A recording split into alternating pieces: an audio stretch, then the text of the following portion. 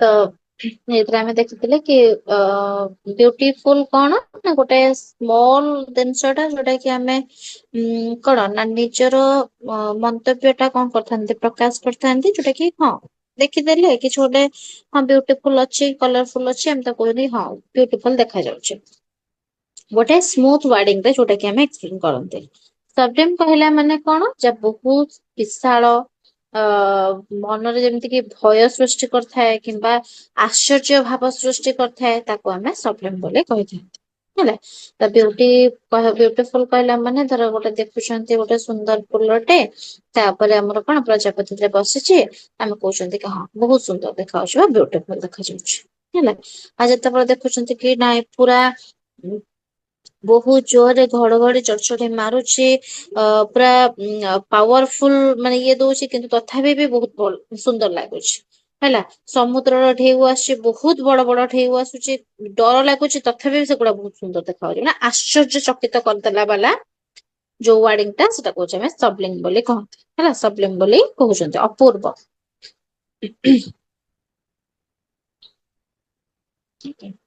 ତାପରେ ଦେଲା aesthetic dimensions of experiences କଣ ଦେଲା ନା ଫାର୍ଷ୍ଟ ଦେଇଛି କି practical and versus aesthetic ହେଲା। କଣ ପ୍ରାକ୍ଟିକାଲ କଣ ନା ଯଦି ଆମେ ଦେଖିଛି practical this fridge has a lot of wood I can cut it to make a chair focus on use ହେଲା ଏଇଟା ଟିକେ କହିଥିଲି ବୋଧେ ମନେ ରଖିବ ପ୍ରାକ୍ଟିକାଲ ଥିଙ୍କିଂ କଣ ଯଦି ଆମେ ଭାବିବା କି କୌଣସି ପ୍ରକାର ପ୍ରାକ୍ଟିକାଲ ଜିନିଷ ହଁ ମତେ ଗଛକୁ ଦେଖା ଯାଉଛି ଗଛରୁ ମୁଁ କେତେ କାଠ ପାଇବି ଆଉ କଣ କରିବି ସେଟାକୁ ମୋ କାମ ଉପଯୋଗୀରେ କଣ ଆସିବ ମୁଁ କେମିତି ଗୋଟେ ଭଲ ଚେୟାର ଟା ତିଆରି କରିପାରିବି ଏଥିରେ ତ ସେଇ ଜିନିଷକୁ ଦେଖିକି ମତେ ଗଛ ଟା ସୁନ୍ଦର ଲାଗୁଛି ତ ପ୍ରାକ୍ଟିକାଲ ଥିଙ୍କିଙ୍ଗ ମୁଁ ଏଠି ରଖିଲି।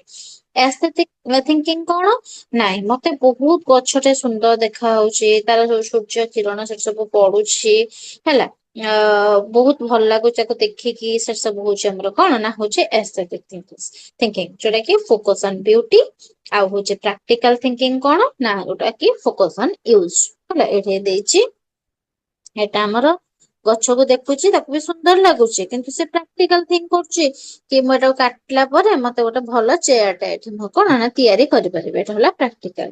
ଏଠି ଯଦି ଡାଇମେନସନ ରେ ଦେଖିବେ କଣ ନା ସୁନ୍ଦର ଏସ୍ଥେଟିକ ଡାଇମେନସନ ବା ଏସ୍ଥେଟିକ ଥିଙ୍କିଙ୍ଗ ଯୋଉଟା କି ସେ କଣ ପୁରା ଏକ୍ସପିରିଏନ୍ସ ପୁରା କରୁଛି କି ବହୁତ ସୁନ୍ଦର ଦେଖା ହଉଛି ତାର କଣିକାରୁ କଣ ନା ଗୋଟେ ଗୋଟେ ଯେମିତି କି ଲାଇଟିଙ୍ଗ ପଡୁଛି ବହୁତ ବଢିଆ ଲାଗୁଛି ଗଛକୁ ଦେଖିକି ତାକୁ ପୁରା ସୁନ୍ଦର ଲାଗୁଛି ଆଉ ସୌନ୍ଦର୍ଯ୍ୟ ଅନୁଭବ ମଧ୍ୟ ସେ କରୁଛି ତ ସେଇଟା ହଉଛି ଏସ୍ଥେଟିକ ଡାଇମେନସନ। ତାପରେ କହିଛି ଏଲିଗାନ୍ସ ଏଲିଗାନ୍ସ କହିଲା ମାନେ ଆମେ କହନ୍ତିନି ବହୁତ ଏଲିଗାନ୍ସ ସେଟା ହେଇଛେ ଯୋଉଟା କି ଆମର ସିକ୍ସଟିନ୍ଥ ସେଭେଣ୍ଟିନ୍ଥ ସେଞ୍ଚୁରୀରୁ ଆମର ଏଲିଗାନ୍ସ ଶବ୍ଦଟି ଆମେ ବ୍ୟବହାର କରୁଛନ୍ତି ଭିଜୁଆଲ ଏସ୍ଥେଟିକ ପାଇଁ ମଧ୍ୟ ଆମେ କଣ ନା ବ୍ୟବହାର ଏଟା କରନ୍ତି ଭିଜୁଆଲ ଏସ୍ଥେଟିକ କହିଲା ମାନେ କଣ ବହୁତ ସାରା ଗୋଟେ ଯେମିତି କ୍ଲୋଥେସ ସବୁ ଦେଖୁଛନ୍ତି ବହୁତ ସୁନ୍ଦର ହେଇଛି ତ ଆମେ ତାକୁ କହନ୍ତି କଣ ଏଲିଗାନ୍ସ ଲୁକ୍ ତାଙ୍କର ହେଇଛି ହେଲା କି ଏଲିଗାଣ୍ଟ କାର ବୋଲି କହୁଛନ୍ତି ତ ବହୁତ ପ୍ରକାରର ଭିଜୁଆଲ ଏସ୍ଥେଟିକ ଯେତେକ ସବୁ ଦେଖିବା ପାଇଁ ସୌନ୍ଦର୍ଯ୍ୟ ବୋଧକତା ଯୋଉଗୁଡାକ ସବୁ ରହିଛି ତାକୁ ଆମେ ଏଲିଗାନ୍ସ ଇଏରେ ବ୍ୟବହାର କରୁଛନ୍ତି ହେଲା। ଯେମିତି ଏଠି ଗୋଟେ ଶାଢୀ ପିନ୍ଧିକି ପୁରା କ୍ଲାସିକ ଲୁକ୍ ନେଇଛନ୍ତି ତଥାପି ଆମେ କଣ କହୁଛନ୍ତି କି ନାଇଁ ବହୁତ ସୁନ୍ଦର ଦେଖା ଯାଉଛନ୍ତି ପୁରା ଏଲିଗାନ୍ସ ହେଲା। କ୍ଲିନ ଟେ କହିପାରିବା ଆଉ ତାର କ୍ୱାଲିଟି ବି ଦେଖିକି କହିପାରିବା।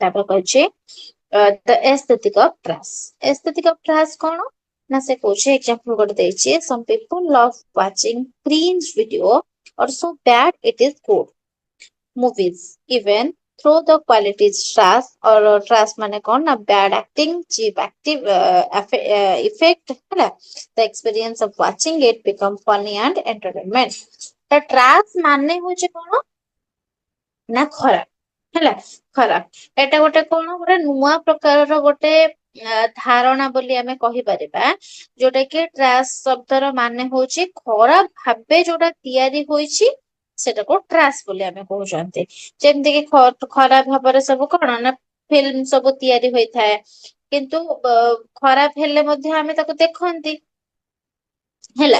ଏଟା ଗୋଟେ ଆର୍ଟ, ଗୋଟେ ପ୍ରକାରର ଆର୍ଟ ହେଇକି ହିଁ ଏଟା ତିଆରି ହେଇଛି। ଆଶ୍ଚର୍ଯ୍ୟର କଥା ହଉଛି କଣ ଆମ ପାଇଁ ଏଇଟା ନା ବହୁତ ବହୁତ ବେଳେ ବେଳେ ଗୋଟେ ଗୋଟେ ଖରାପ ଜିନିଷ ମଧ୍ୟ ଆମକୁ କଣ ଲାଗେ ନା ଭଲ ଲାଗିଥାଏ ଆଉ ଆମେ ତାକୁ ମଧ୍ୟ ଏଞ୍ଜୟ ବି କରିଥାନ୍ତି ହେଲା। ତ ଆମେ ଜାଣିଛନ୍ତି ନେଗେଟିଭ କିନ୍ତୁ ନେଗେଟିଭ ହେଲେ ମଧ୍ୟ ଆମ ଏଞ୍ଜୟ କରୁଛନ୍ତି। ତ ଯଦି ଏଞ୍ଜୟ କରୁଛନ୍ତି ତାହେଲେ ଆମେ କଣ କରୁଛନ୍ତି ନା ସେଟା ଗୋଟେ କଳାକୁ ଆମେ ଦେଖୁଛନ୍ତି ଏଣ୍ଟରଟେନମେଣ୍ଟ ପାଇଁ। ଯେମିତି କି ଏଇଠି ଦେଖ ହେଲା ଏଟା ଗୋଟେ କ୍ରିନ ଇଫେକ୍ଟ ଦେଇକି ଗୋଟେ କଣ ବିହେଭିୟର ଦେଖଉଛି ଗୋଟେ ଯୋଉଟା କି ବ୍ୟାଡ ବିହେଭିୟର। ଯୋଉଟା କି ଆମେ କଣ କରୁଛନ୍ତି ଯୋଉ ଆମେ ଏଣ୍ଟରଟେନମେଣ୍ଟ କରୁଛନ୍ତି ଗୋଟେ କମେଡି ଉପରେ ହେଲା ଫୋକସ ଅନ ସିନସିଅରିଟି ଇନ ଫେଲିୟର। ତ ଆମେ କଣ ନା ହଉଛି ତାକୁ ଦେଖିକି ଆମେ ଏଞ୍ଜୟ କରୁଛନ୍ତି। ଏଠି ଦେଖ ଗୋଟେ ମାନେ ବହୁତ ଖରାପ ମାନେ ଇଏ ଟାଇପ ର ଦେଖେଇଛି ଏଠି କିନ୍ତୁ ଆମେ କଣ କରୁଛନ୍ତି ନା ଇଣ୍ଟରନ୍ୟାସନାଲ ଫନ ଭାବରେ ଆମେ କୁ ଏଣ୍ଟରଟେନମେଣ୍ଟ କରୁଛନ୍ତି।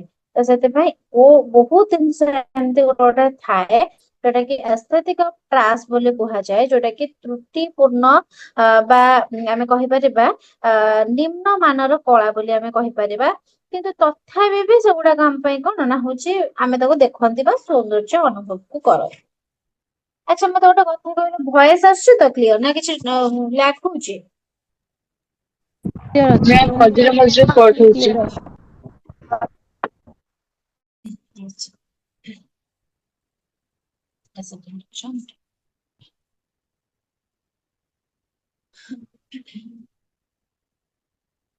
ମୋ ତଣ୍ଟି ଆଜି ଅବାଗିଆ ହେଇଯାଇଛି ମୁଁ ଆଜି କଥା ହେଇପାରୁନି ଭଲସେ।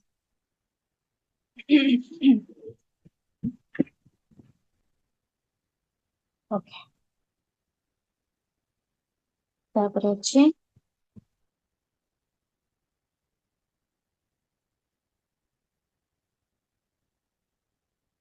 aesthetic systems ହେଲା। aesthetic system ରେ କଣ ଦେଇଛି ନା ଆମର ଏଥିରେ ଦେଇଛି କି ଇଣ୍ଡିଆନ aesthetic ଅଛି। ଆମର ହଉଛି mathematical beauty ଯୋଉଟା କି ଅଛି ଜାପାନିଜ aesthetic ଅଛି। ହେଲା ତାପରେ ହଉଛି ଆମର କଣ ମ୍ୟୁଜିକ aesthetic ଅଛି ଆଉ ଗୋଟେ ଚେସ୍ aesthetic ଅଛି ହେଲା ଏଇ ଗୋଟେ ଗୋଟେ ସବୁ aesthetic ର ପାର୍ଟ ବୋଲି ଆମେ କହିପାରିବା ବା ସିଷ୍ଟମ ବୋଲି କହିପାରିବା ଯୋଉଟା କି କଲଚର କୁ ଇଏ କରୁଛି। ସେଥିରେ ଦେଇଛି beauty in different culture and field ସବୁ ଅଲଗା ଅଲଗା ସବୁ ଇଏରେ ଆମକୁ ଦେଖା ଦେଇଥାଏ ତାଙ୍କର aesthetic ଗୁଡା କେମିତିଆ କଣ ଯେମିତି କି ଲେଖା ହେଇଛି ଇଣ୍ଡିଆନ aesthetic ଯୋଉଟା କି focuses on ରସ। ରସ କହିଲା ମାନେ କଣ ଆମେ ହଉଛନ୍ତି ଶୃଙ୍ଗାର ରସ ଅଛି ଆମର ହଉଛି କରୁଣ ରସ ଅଛି ହେଲା ବହୁତ ସାରା ଇମୋସନ୍ସ ଆଣ୍ଡ ଫ୍ଲେଭର୍ସ କୁ ନେଇକି ଇଣ୍ଡିଆନ aesthetic ଆମର ହେଇଥାଏ। ଯେମିତି କି ହଉଛି ଏଠି ଦେଇଛି rangoli or mehendi it's not just a design it represent a rasa ଯୋଉଟା କି ସେଲିବ୍ରେସନ ଆଣ୍ଡ ଜୟ। ଖାଲି ଏଇଟା ରଙ୍ଗୋଲି ମେହେନ୍ଦୀ ଖାଲି ଗୋଟେ ଡିଜାଇନ ନୁହେଁ। ଏଟା ଆମର କଣ ଗୋଟେ ଭାବନାକୁ କରୁଛୁ ଆମେ ଦେଖିକି ବହୁତ ଖୁସି ହେଇଯାଆନ୍ତି। ଯଦି ଆମର କଣ କିଛି ଗୋଟେ ପର୍ବପର୍ବାଣୀ ଆସିଲେ ଆମେ ମେହେନ୍ଦୀ କରୁଛନ୍ତି। ଏଟା ଗୋଟେ ଭାବନା ହେଲା ଗୋଟେ କଲଚର କୁ ରିପ୍ରେଜେଣ୍ଟ କରଉଛି ସେଲିବ୍ରେସନ କରୁଛନ୍ତି ଯେତେବେଳେ ଆମେ କିଛି ଗୋଟେ ରଙ୍ଗୋଲି ଆଙ୍କୁଛନ୍ତି କିଛି ଗୋଟେ ଇଏ ପାଇଁ ତ ସେଗୁଡାକ ଆମର ହଉଛନ୍ତି କଣ ନା ଗୋଟେ ଗୋଟେ aesthetic of feelings ହେଲା। ତାପରେ ହଉଛି ଅଛି ଆମର କଣ mathematical beauty mathematical aesthetic ସବୁ ଅଛି କଣ ନା science beauty numbers logic and pattern ଗୋଟେ ଗୋଟେ ପାଟର୍ନ ରେ ଆମେ କଣ କରିବା ନା ଖୋଜିବା ସେଥିରେ କଣ ସୌନ୍ଦର୍ଯ୍ୟ ଅଛି। ଯୋଉ ସିମେଟ୍ରିକ ସବୁ ଲଜିକ ଯାହା ସବୁ ରହିଛି ତାର ଭିତରେ କଣ ସବୁ ସୁନ୍ଦର ଆମକୁ ଲାଗୁଛି ଯେତେବେଳେ ଆମେ ମ୍ୟାଥମେଟିକ୍ସ ରେ ଖୋଜିବା ସୌନ୍ଦର୍ଯ୍ୟ କଣ ତା ପାଟର୍ନ ରେ କଣ ସୁନ୍ଦର ଦେଖା ହଉଛି ବା ଲଜିକ ରେ କଣ ସୁନ୍ଦର ଅଛି ନମ୍ବର ରେ କଣ ସୁନ୍ଦର ଅଛି ତାକୁ ଆମେ ମାଥମେଟିକାଲ ବିୟୁଟି ବୋଲି କହିଥାନ୍ତି। ଯେମିତି କି ଆମର looking at a snowflake each arm is perfectly identical the math symmetry makes it look beautiful। ବହୁତ ସାରା ଜିନିଷ ଦେଖିବା ଯେତେବେଳେ ମ୍ୟାଥ ରେ ସ୍ନୋଫ୍ଲେକ୍ ଆମେ ଦେଖିଥାନ୍ତି ସେଥିରେ ପରଫେକ୍ଟଲି କଣ ହେଇଥାଏ ନା ଆଇଡେଣ୍ଟି କାଲି ଆମକୁ ଦେଖା ଦେଇଥାଏ। ତାର ସିମେଟ୍ରି ଥାଏ ବହୁତ ସୁନ୍ଦର ଦେଖା ଦେଇଥାଏ ତାକୁ ଆମେ ମାଥମେଟିକାଲ ବିୟୁଟି ବୋଲି ଆମେ କହିଥାନ୍ତି। ସେମିତି ଆମର କଣ ଜାପାନିଜ aesthetic ବି ଅଛି ଯୋଉଟା କି ଫାଇଣ୍ଡ କହିଛି କଣ ଫୋକସସ ଅନ ସିମ୍ପଲିସିଟି ଆଣ୍ଡ ନେଚର। ଯୋଉଟା କି ସିମ୍ପଲିସିଟି ଆଣ୍ଡ ନେଚର କୁ ସେ କଣ କରିଥାନ୍ତି ପ୍ରକୃତିକୁ ତାଙ୍କର ସରଳତାକୁ ସୌନ୍ଦର୍ଯ୍ୟ ଭାବରେ ଇମ୍ପୋର୍ଟାଣ୍ଟ ଦେଇଥାନ୍ତି। କିଏ ସେ ନା ଜାପାନିଜ aesthetic। ଯେମିତି କି ଲେଖିଛି ଏଠି ଦ କନସେପ୍ଟ ଅଫ କିନସୁଙ୍ଗି fixed spoken pottery with gold. This belief the scar or crack make the object more beautiful। ତାଙ୍କର ଏମିତି ବି ଅଛି ଯେମିତି ଗୋଟେ ଖଣ୍ଡେ ଯଦି ଗୋଟେ ଜିନିଷରୁ ଭାଙ୍ଗିଯାଏ ସେମାନେ କଣ କରନ୍ତି ନା ଗୋଲ୍ଡ ର ତା ଇଏ ଦେଇକି ଝାଳ ଦେଇକି ସେମାନେ ତାକୁ ଏମିତି ଭାଗରେ ବଢିଆ ସେ ବନେଇଛନ୍ତି କି ଫିକ୍ସ କରିଦିଅନ୍ତି ଯେ ତାଙ୍କର ସେଟା ବି ବହୁତ ସୁନ୍ଦର ଦେଖାଯାଏ। ହେଲା, ଏଟାକୁ ଜାପାନିଜ aesthetic ବୋଲି ଆମେ କହିବା। ସେମିତି ମ୍ୟୁଜିକ aesthetic ବି ଅଛି। ମ୍ୟୁଜିକ aesthetic କହିଲା ମାନେ କଣ କହିଛି ନା music aesthetic is the study of how sound create meaning and emotion. It focuses on the feeling of music evokes rather than just the technical notes। ତ ଆମେ ଖାଲି କଣ ଗୀତ ଯେତେବେଳେ ଶୁଣୁଛନ୍ତି ଆମେ ଗୋଟେ ହଁ ଭଲ ଲାଗିଲା, ସ୍ୱର ଭଲ ଅଛି ଆଉ ତାଳ ଭଲ ଅଛି, ଆମକୁ ବହୁତ ମିନିଂ ଗୁଡାକ ବି ଆମେ ବୁଝିପାରୁଛନ୍ତି, ତ ଆମକୁ ସୁନ୍ଦର ଲାଗୁଛି ଗୀତଟେ। କିନ୍ତୁ ଆମେ ଯଦି ତା ଭିତରକୁ ଯିବା, ଏଠି ହାଇ ନୋଟ ହେଇଗଲା, ଏଠି ଲୋ ଟିକେ ହେଇଗଲା, ପିଚ୍ ବହୁତ ବଢିଆ ଅଛି, ହେଲା, ତାର ଟିମ୍ବର ଟା ବହୁତ ଭଲ ଅଛି, ହେଲା, ତ ତାର କଣ ହଉଛି ଯେମିତିକି ଆମେ କହନ୍ତି ସୁର, ଲୟ, ତାଳ, ତାର ମୁଖଡା କଣ ଅଛି, ତାର ଅନ୍ତରା କଣ ଅଛି, ଅନ୍ତରା ଟା ଏମିତି ହାଇ ନୋଟ ହେଇଥାନ୍ତା, ଏଠି ଲୋ ହେଇଥାନ୍ତା, ପିଚ୍ ଟା ଏଠି ଟିକେ ଖସିଗଲା, ଏମିତି କରିକି ସବୁ କଣ ଆମକୁ କମେଣ୍ଟ କରନ୍ତି। ଆମେ ଯଦି କୋଉଠିକି ଯାଆନ୍ତି ଗୀତ ବୋଲିବା ପାଇଁ, ତ ସେମାନେ କଣ ଜାଣିଛନ୍ତି ଗୀତର ସୌନ୍ଦର୍ଯ୍ୟ ଟାକୁ ସେମାନେ ଅନୁଭବ କରିଛନ୍ତି, କାହିଁକି ନା ସେ ଗୀତ ଶିଖିଛନ୍ତି। ତ ସେଇ ଜିନିଷଟା ସେଇ ଫିଲିଙ୍ଗ ଟା ସେଇ ଗୀତଟା ତାର ଅନୁଭବ ଟା ସେଇମାନେ ହିଁ ବୁଝିପାରିବେ ଯୋଉମାନେ କି ତା ବିଷୟରେ ବହୁତ ସାରା ଜ୍ଞାତ, ମାନେ ଜାଣିଛନ୍ତି ଯୋଉ କଥା। ଯଦି ଆମେ କହିବା କି ଆମେ ହଉଛୁ ଆମେ ଧର ହଉଛି କଣ ବସିକି ଦେଖୁଛନ୍ତି କି ସାରେଗାମାପା ଲିଟିଲ ଚାମ୍ପ ହଉଛି, ଆମେ ଦେଖିଲେ ଆମକୁ ବହୁତ ସୁନ୍ଦର ଲାଗୁଛି କି ହଁ ବଢିଆ ସେ ତ ଆସିଲା ବୋଲି ଦେଇକି ଗଲା, ଏକୁ କାହିଁକି ସିଲେକ୍ଟ କଲେନି, ଇଏ ତ ଭଲ କରୁଥିଲା। କିନ୍ତୁ ସେମାନେ ଜାଣିଛନ୍ତି ନା କୋଉଠି ଟିକେ କମିଗଲା, କୋଉଠି କୋଉଟା ଟିକେ ଅଧିକ ହେଇ ପାରିଥାନ୍ତା, ସେମାନେ ସବୁ ଜାଣିଛନ୍ତି। ମାନେ ଭାବ ସେମାନଙ୍କୁ ଯଦି ଜଣଙ୍କୁ ସିଲେକ୍ଟ କରିବା ପାଇଁ ହେଇଥାଏ, ସେଇ ଭଳିଆ ଟାଇପ ର ଲୋକ ମାନେ ପିଲାମାନେ ସବୁ ଯାଇଥାନ୍ତି ସେତିକି ଲେବୁଲ ଯାଏ, ତଥାପି ସେଠି 5 ଜଣଙ୍କ ଭିତରେ କି 10 ଜଣଙ୍କ ଭିତରେ ସେମାନଙ୍କୁ ଜଣଙ୍କୁ ଚୁଜ କରିବା ପାଇଁ ପଡେ। କାହିଁକି ସେମାନେ ଜାଣିଛନ୍ତି କି ହଁ ଏଇଟା ସେମାନଙ୍କ ଠାରୁ ଅଧିକ ଅଛି, ପୁରା 19-20 ର ଫରକରେ ବି ସେମାନେ ଚୁଜ କରିଥାନ୍ତି, ହେଲା। ହଁ ତ ଏଇଟା ତ ଇମୋସନାଲ ରିଜୋନାନ୍ସ କଣ ନା why a certain combination of minor chords makes us feel sad or nostalgic while a major key feels like sunlight। ତ ସେଇ ସବୁ କହିଛି କି ଆମେ କେମିତି କଣ ଜାଣିପାରନ୍ତି, ଆମେ ତାର ସୁର ଲୟ ତାଳ କେମିତି ଆମେ ଅନୁଭବ କରିପାରନ୍ତି, କେତେ ସେମାନେ ହିଁ ଜାଣିପାରନ୍ତି। ଯେମିତି ଦେଖିଥିବ ଗୋଟେ ଗୋଟେ ଇଏରେ ଯାଇଥିବେ କଣ ନା ଗୀତ ବୋଲିବା ପାଇଁ, ସେମାନେ ହଠାତ୍ ଏମିତି ଗୋଟେ ପିଚ୍ ର ବୋଲିବେ ଯେ ଏମିତି ତାଙ୍କ ସ୍ୱର ଟା ହବ ଯେ ସମସ୍ତେ କଣ ଷ୍ଟାଣ୍ଡିଂ ଓଭେସନ ଦେଇଥାନ୍ତେ। କାହିଁକି ମାନେ ତାଙ୍କୁ ସେତିକି ଭଲ ଲାଗେ, ତା ସୌନ୍ଦର୍ଯ୍ୟ ଟାକୁ ସେତିକି ସେ ଜାଣି ପାରିଥାନ୍ତେ। ଆମେ ବେଳେ ବେଳେ ହଠାତ୍ କିନା ଅନେଇଥାନ୍ତେ କଣ ହେଲା, କଣ ଠିଆ ହେଇ ପଡିଲା, ଆଉ ଏଇଠି କଣ ସତରେ ଏଇଠି କଣ ଭଲ ସେ ବୋଲିଲା କି, ଆମେ ନିଜେ ନିଜକୁ ପ୍ରଶ୍ନ କରନ୍ତେ। ତାମାନେ କଣ ସେ ଅନୁଭବ ଟା ସିଏ ହିଁ କହିପାରିବ, ଆଉ ଏସ୍ଥେଟିକ ର ମାନେ ସିଏ ହିଁ ବୁଝିପାରିବ ଯିଏ ତାକୁ ଭଲ ଭାବରେ ଜାଣିଛି, ହେଲା। ଆଚ୍ଛା, ତ ଏଇଟା ବି ଦେଇଛି କି simple melody can be just noise, but why it reminds you of a childhood memory, it becomes an aesthetic experience। ବହୁତ simple melody ବି just ତମକୁ କଣ କରିଥାଏ ନା noise ର feelings ଦେଇଥାଏ, କିନ୍ତୁ ଯେତେବେଳେ ତମେ ରିମାଇଣ୍ଡ କରିଦିଅ କି ଛୋଟ ବେଳର memory ସବୁ, ସେଟା ବି ତମକୁ କଣ ନା aesthetic experience ସବୁ ଦେଇଥାଏ, ସୌନ୍ଦର୍ଯ୍ୟର ଅନୁଭବ ତମକୁ ଦେଇଥାଏ, ହେଲା। ତାପରେ ହଉଛି chess aesthetic, ଯୋଉଟା କି ହଉଛି the beauty of logic। While chess is a game of war and math, chess aesthetic is about the elegance of the ideas। Players often describe certain moves as beautiful or brilliant rather than just correct, ହେଲା। ମାନେ ଭାବ ଯୋଉମାନେ chess ଖେଳନ୍ତି, ଆମକୁ ଯଦି chess ର ପାଲା ଆଣିକି ଦେଇଦେବେ, ଆମେ ଯୋଉମାନେ ତ ଜାଣିଛନ୍ତି ତମମାନଙ୍କ ଭିତରୁ ବି ବହୁତ ପିଲା ଜାଣିଥିବ ସେମିତି କି ଚେସ୍ କେମିତି ଖେଳନ୍ତି, ମୁଁ ତ ଜାଣିନି, ହେଲା। ମତେ ଯଦି ଆଣିକି ଦେଇଦେବେ, ମୁଁ ଜାଣିଛି କି ଚେସ୍ ଖେଳ ଟା ବହୁତ ଭଲ। ଛୋଟ ବେଳେ ଯୋଉ ଖେଳନ୍ତିନି, ଯୋଉ ଇଏ ହେଲା ଖଟୁଆଳ, ଇଏ ହେଲା ରାଜା, ଇଏ ହେଲା ହାତୀ, ଏଠି ଠିଆ ତାକୁ ଏମିତି କେତେଟା ଇଏ ଘର ଗଲେ ଏମିତି ମାରିଦବ, ସିଏ 3ଟା ଘର ବୁଲିବ, ଇଏ 2ଟା ଘର ବୁଲିବ, ଏମିତି ଟାଇପର ଯୋଉ ଛୋଟ ବେଳେ ଖେଳନ୍ତି ଯୋଉ ଗୋଡିରେ ଟାଣିକି। ଆଉ ତ ସେଇଗୁଡାକ ଯେତେବେଳେ ଖେଳେ ଆମେ କଣ ସେଇଥିରେ ବି ଖୁସି ହେଇଯାଆନ୍ତି। ତ ଚେସ୍ ତ ଛାଡ, ଚେସ୍ ତ ବହୁତ ମାନେ କଣ ବ୍ରିଲିଆଣ୍ଟ ଗେମ୍ ଗୋଟେ ହେଲା। କୁଇନ କୁ ପାଇବା ପାଇଁ ହେଲେ ଏଇଟା କରିବା ପାଇଁ ପଡିବ, ଏଇଟା ସାକ୍ରିଫାଇସ କରିବା ପାଇଁ ପଡିବ, ଏଠି ଏଇଟା ନବା ପାଇଁ ପଡିବ, ଏମିତି ସାରା ବହୁତ ସାରା ଜିନିଷ ଥାଏ। ତ ସେଇ ଜିନିଷକୁ ଯଦି ଆମେ ବୁଝିଥିବା, ଜାଣିଥିବା, ତାର ସୌନ୍ଦର୍ଯ୍ୟ ଟାକୁ ଯଦି ଆମେ ବୁଝିଥିବା, ଆମକୁ ତା ଦେହରେ ଖେଳରେ ମଜା ପଳେଇ ଆସିବ। ଯଦି ଆମେ ଶିଖିନଥିବା ଆମକୁ ଡାକିବା ଆମେ କିଛି ଜାଣି ହିଁ ପାରିବାନି। ତ ସେଟା ଯିଏ ଜାଣିଛନ୍ତି ତାଙ୍କ ପାଇଁ ହଉଛି କଣ ଚେସ୍ ଏସ୍ଥେଟିକ୍, ମାନେ ସେ ହିଁ ବୁଝିଛନ୍ତି ତାର ସୌନ୍ଦର୍ଯ୍ୟ ଟାକୁ, ସିଏ ହିଁ ବୁଝିଛନ୍ତି। ବୁଝିପାରିଲ? ଆଚ୍ଛା, ତମମାନଙ୍କ ଭିତରୁ କାହାକୁ ଚେସ୍ ଖେଳି ଆସେ? ହୁଁ, କାହାକୁ ଆସେ ସବୁ ଚେସ୍ ଖେଳ? ଆସିଛି କିନ୍ତୁ ଅଳ୍ପ। ଅଳ୍ପ ଅଳ୍ପ ଆସେ?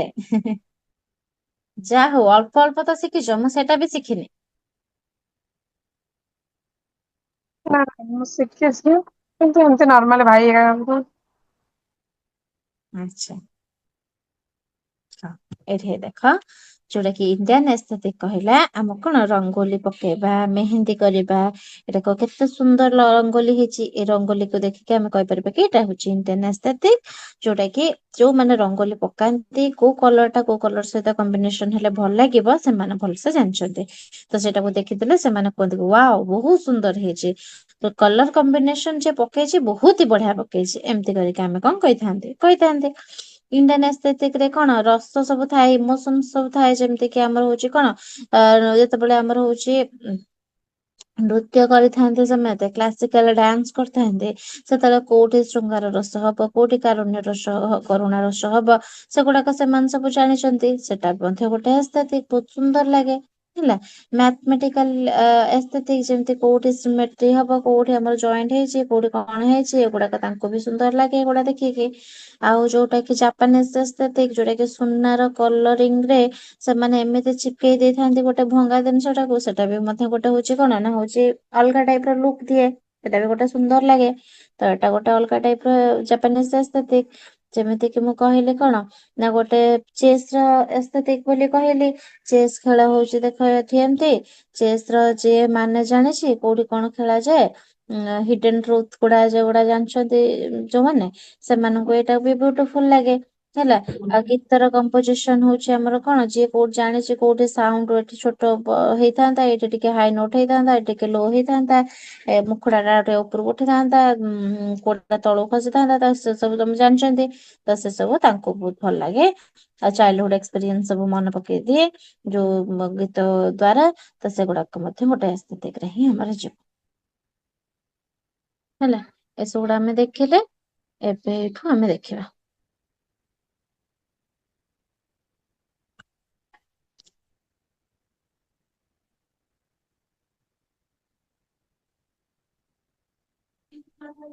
art as a form of aesthetic। କଣ art as a form of aesthetic ଦେଖିବା। ୟା ମାନେ କଣ ଆମର ଦେଇଛି,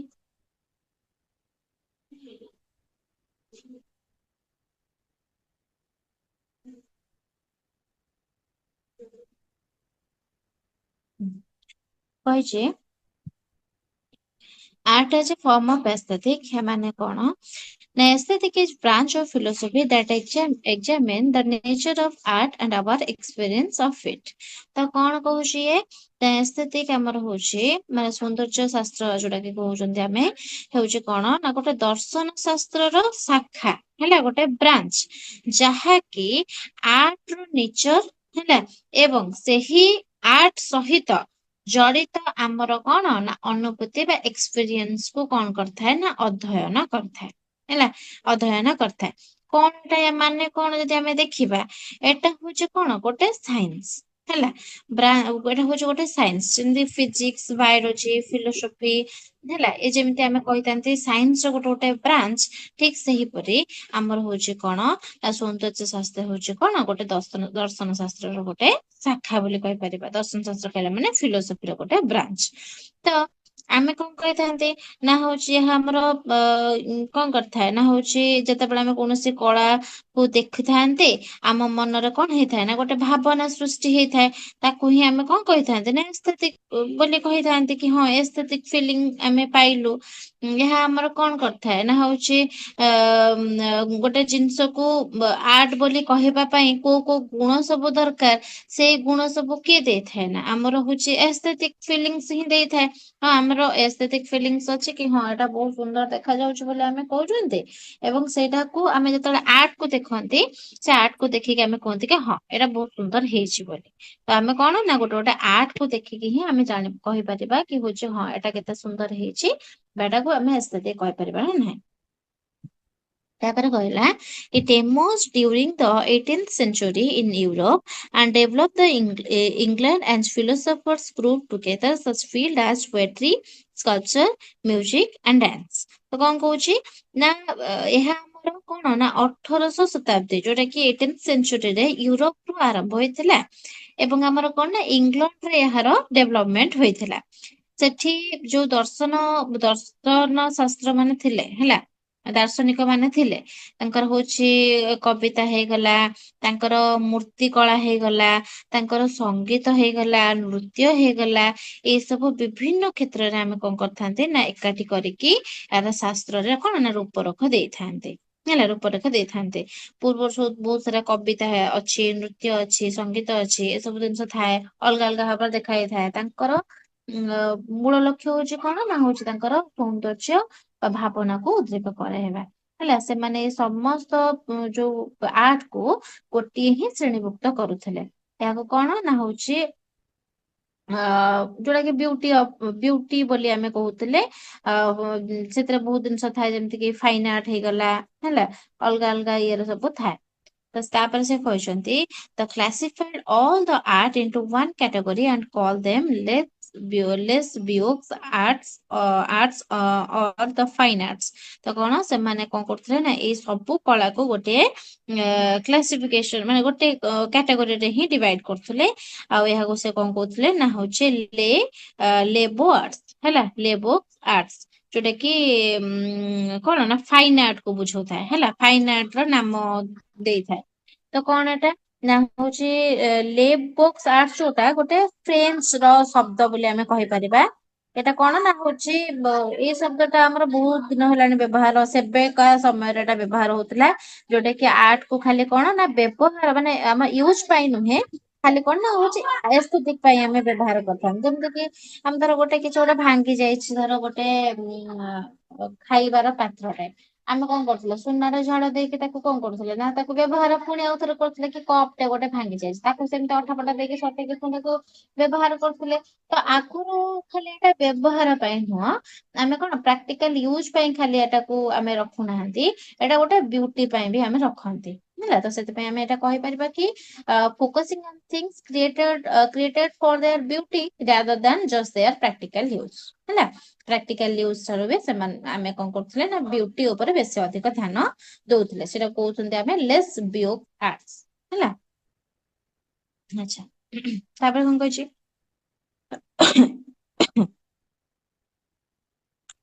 an aesthetic experience could include a mixture of feelings such as pleasure, rage, grief, suffering, and joy। ହେଲା କଣ କହୁଛି ନା ଏଟା ହଉଛି ଗୋଟେ ସୌନ୍ଦର୍ଯ୍ୟର ଅନୁଭୂତି ଯୋଉଟା କି ଏସ୍ଥେଟିକ କୁହାହଉଛି ସୌନ୍ଦର୍ଯ୍ୟର ଅନୁଭୂତି ଭିତରେ ବହୁତ ପ୍ରକାରର ଭାବନା ଆମର ମିଶିକି ଥାଏ। ଯେପରି କଣ କଣ କଣ ନା ହଉଛି ଆମେ ପ୍ଲେଜର ନବା ଯୋଉଟା କି ଆନନ୍ଦ ହବା ହେଲା ରାଗ କ୍ରୋଧ ଦେଖେଇବା ଆମେ ହଉଛି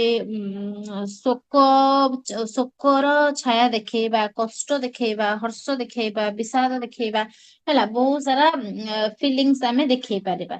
ତ aesthetic is not just about happy things a sad movie or a powerful intense painting also give you an aesthetic experience because କଣ it moves your heart and makes you feel alive ହେଲା ତ ସୌନ୍ଦର୍ଯ୍ୟ କହିଲା ମାନେ ଖାଲି ନୁହେଁ କି ଖାଲି ଆମେ ହାପି ହିଁ ଫିଲ୍ କରିବା ଏଟା ହଉଛି ଆମର କଣ ଦୁଃଖର ଗୋଟେ ମୁଭିଟେ ଆମେ ଦେଖିଲେ ଆମକୁ ସେଟା କଣ କରିଥାଏ ନା ଦୁଃଖର ଫିଲିଂ ଦେଇଥାଏ। ସେଟା ବି ଗୋଟେ ଏସ୍ଥେଟିକ ହେଇପାରିବ, କାହିଁକି ନା ଗୋଟେ ସିଏ ସିନା ସେତିକି ଭଲ ଭାବରେ ଆକ୍ଟ କରିଛି ବୋଲି ଆମେ ସେ ଦୁଃଖ ଆକ୍ଟିଂ ଟାକୁ ଦେଖିକି କାନ୍ଦି ପକେଇଲେ ହେଲା। ତ ସେଥିପାଇଁ ତାଙ୍କ ଆର୍ଟ ଟା ଖାଲି ଯେ ଆମକୁ ହାପି କରେଇବ ମାନେ ଏସ୍ଥେଟିକ ଫିଲିଂସ ତାହା ନୁହେଁ। ଆମକୁ ସୁଖ ଦୁଃଖ ରାଗ ସବୁ ଜିନିଷ ହଉଛି ଗୋଟେ ଗୋଟେ ଏସ୍ଥେଟିକ ଫିଲିଂସ ବୋଲି ଆମେ କହିପାରିବା ହେଲା। ଆଚ୍ଛା, ତାପରେ କଣ କହିଛି Immanuel Kant interpreted aesthetic as a field giving priority form over function. Beauty, he said, was independent of any particular figure with which it was attached. କଣ ନା ହଉଛି ଆମର ଯୋଉ ଇମାନୁଏଲ କାନ୍ତ ଅଛନ୍ତି ସେ ସୌନ୍ଦର୍ଯ୍ୟ ଶାସ୍ତ୍ରକୁ ବା aesthetic କୁ ଗୋଟେ ଏପରି କ୍ଷେତ୍ରରେ କଣ କରୁଛନ୍ତି ନା ବ୍ୟାଖ୍ୟା କରିଛନ୍ତି ବା ଏକ୍ସପ୍ଲେନ କରିଛନ୍ତି ଯେଉଁଠାରେ କଣ ନା ଆମର କାର୍ଯ୍ୟ ବା ଆମର କାମ ଅପେକ୍ଷା କଣ ରୂପ ବା ଗଠନକୁ ଅଧିକ ଇମ୍ପୋର୍ଟାନ୍ସ ଦିଆଯାଇଥାଏ। ତାଙ୍କ ମତରେ ଆମର କଣ ନା ସୌନ୍ଦର୍ଯ୍ୟ କୌଣସି ପ୍ରକାର ନିର୍ଦ୍ଦିଷ୍ଟ ବସ୍ତୁ ବା ଆକୃତି ଉପରେ ନିର୍ଭର କରେ ନାହିଁ ଯାହା ସହିତ ଏହା ଜଡିତ ଥାଏ ହେଲା। ସେ ବିଲିଭ କରନ୍ତି କି ସେ କାନ୍ତ ବିଲିଭ କରନ୍ତି କି Kant believe that when we look at art we should not care about what it does, ମାନେ କଣ ଫଙ୍କସନ କରୁଛି ତା ଉପରେ ବେଶୀ ଗୁରୁତ୍ୱ ଦିଏ ନାହିଁ, but how it looks, କେମିତିକା ଫର୍ମ ରେ ଅଛି ଏଟା। ଯେମିତି କି a golden chair is beautiful not because you can sit on it but because of its design and shape। ବୁଝିପାରିଲ, ଏଟାକୁ କାର୍ଯ୍ୟ ଉପରେ ବେଶୀ ଫୋକସ କରୁନଥିଲେ ଆମର ଇମାଲ କାନ୍ତ ଯୋଉଟା ଯିଏ ଥିଲେ ସିଏ ଆମର କଣ କରୁଥିଲେ ନା ତାଙ୍କର ଡିଜାଇନ ଆଉ ସେପ ଉପରେ ବେଶୀ ବିଶ୍ୱାସ କରୁଥିଲେ ହେଲା। ତ କଣ ନା ଗୋଲ୍ଡେନ ଚେୟାର ଟାକୁ ଦେଖିବା ପାଇଁ ସୁନ୍ଦର ଅଛି, ଗୋଲ୍ଡ ର ଅଛି, ଆମେ ସେଥିରେ ବସିବା ବୋଲି ସୁନ୍ଦର ନୁହେଁ, ସେ ଦେଖିବା ପାଇଁ ବହୁତ ସୁନ୍ଦର ଅଛି। ଆମେ ଏଇ କଥାଟା କହିପାରିବା ହେଲା। ତାପରେ କହିଛି aesthetic is usually used as a term of refer to things, a field of inquiry and a type of experiences. The field of aesthetic covers the philosophy of beauty and the philosophy of art. ତ କଣ ନା ଆମର ଯୋଉ ସୌନ୍ଦର୍ଯ୍ୟ ଶାସ୍ତ୍ର ଅଛି ବା aesthetic ଅଛି ସେ ଶବ୍ଦଟି ଆମର କଣ ସାଧାରଣତଃ ଦୁଇଟି ଜିନିଷକୁ ବୁଝାଇବା ପାଇଁ ହିଁ ବ୍ୟବହାର କରାଯାଇଥାଏ ବା ୟୁଜ କରାଯାଇଥାଏ। ଗୋଟେ ହଉଛି କଣ ନା ଅନୁସନ୍ଧାନ କ୍ଷେତ୍ର ଆଉ ଗୋଟେ ହଉଛି ପ୍ରକାରର ଅନୁଭୂତି। କଣ ନା ଗୋଟେ ହଉଛି ସବଜେକ୍ଟ ଆଉ ଗୋଟେ ଫିଲିଙ୍ଗସ, ଯୋଉଟା କି aesthetic କଣ ନା ହଉଛି ଦିଟା ଉପରେ, ଯୋଉଟା କି aesthetic is both a subject you study, inquiry and feelings you have experience when you see something artistic। ଯୋଉଟାକୁ ଆମେ ଦେଖୁଛ, ଆମେ ଯାହା ଦେଖୁଛନ୍ତି ହେଲା ସେ ବିଷୟକୁ ମଧ୍ୟ ଆମେ ବୁଝିକି ବି ତାକୁ ଆମେ aesthetic ବୋଲି କହିଥାନ୍ତି। ଏବଂ ଆମେ କଣ ନା ସେ କିପରି କରିଛି ତାର ଫିଲିଙ୍ଗସ ଟାକୁ ବି ଆମେ ବୁଝିଥାନ୍ତେ, ଏକ୍ସପିରିଏନ୍ସ ଟାକୁ ବି ଆମେ ବୁଝିଥାନ୍ତେ, ବୁଝିକି ମଧ୍ୟ ଆମେ କଣ କହିଥାନ୍ତି ନା aesthetic ବୋଲି କହିଥାନ୍ତି। ତ ଏ ସବୁ ଯାକ ଯେତିକି ଆମେ ପଢେଇଲେ ଏ ସବୁ ଯାକ ନା art is a form of aesthetic। Art ଟା କେମିତି aesthetic ହେଇପାରୁଛି, ଗୋଟେ କଳା କେମିତି aesthetic ହେଇପାରୁଛି, ଯଦି ଭଲ ଭାବରେ ସେଟା ବନା ଯାଇଥିବ ତାହେଲେ ତାକୁ ଆମେ କଣ aesthetic ବୋଲି କହୁଛନ୍ତି। ସେଟା ରାଗ ହେଇପାରିବ, ରୋଷା ହେଇପାରିବ, ଭଲ ହାପି ଫିଲିଙ୍ଗସ ବି ଦେଇପାରିବ। ତ ଆମକୁ ଦେଖିବାର ଅଛି କି ଆର୍ଟ ର ଫର୍ମ ଟା କେମିତି ଆଉ ସେଟା ଆମର aesthetic କି ନାହିଁ, କେମିତି aesthetic ଫିଲିଙ୍ଗ ଦଉଛି, ସେଗୁଡାକ ଜିନିଷ ଭିତରେ ଏଟା ଆମେ ପଢିଲେ ହେଲା। ଆଚ୍ଛା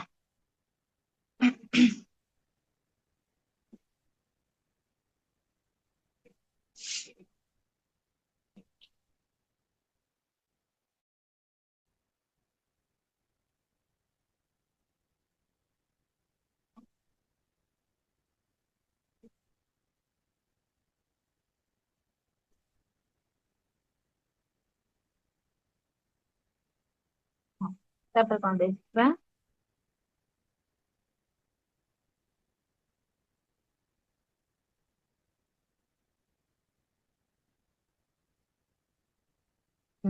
ଇଣ୍ଡିଆନ ଆର୍ଟ ଆଣ୍ଡ ପ୍ରିନ୍ସିପଲ ହେଲା। ଇଣ୍ଡିଆନ ଆର୍ଟ ଆଣ୍ଡ ରସ ପ୍ରିନ୍ସିପଲ୍ସ କଣ ଦେଇଛି ଏଥିରେ ନା କହିଛି କି Indian art consist of variety of art forms including classic art, visual art and textile art ହେଲା। ତ ଇଣ୍ଡିଆନ ଆର୍ଟ କଣ ନା ହଉଛି ଆମର ବହୁତ ସାରା ଫର୍ମ ରେ ରହିଛି। ଇନକ୍ଲୁଡ ଆମକୁ କଣ କରୁଛି ଲେଖିଛି ଭାରତୀୟ ଯୋଉ କଳା ଇଣ୍ଡିଆନ ଆର୍ଟ ଯୋଉ ରହିଛି ବହୁତ ପ୍ରକାରର ରହିଛି। ଯୋଉଟା କି ଆମର ପ୍ଲାଷ୍ଟିକ ଆର୍ଟ, ଭିଜୁଆଲ ଆର୍ଟ, ଆଉ ଗୋଟେ ହଉଛି ଟେକ୍ସଟାଇଲ ଆର୍ଟ, ଏ ସବୁକୁ କଣ ନା ସ୍ଥାନିତ କରିଛି ତା ଭିତରେ ହେଲା।